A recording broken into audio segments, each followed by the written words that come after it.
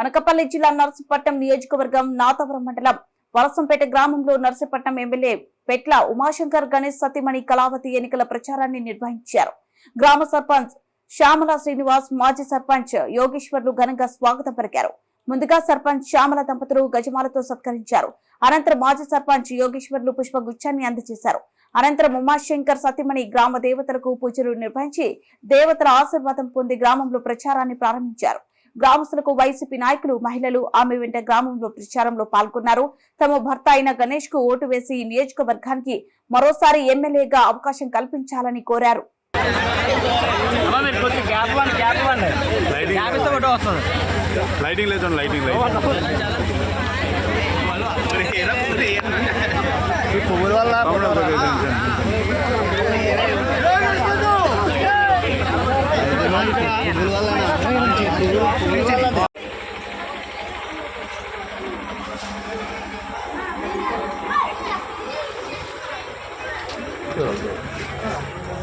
Madam గారు side ఉండండి ఒకసారి.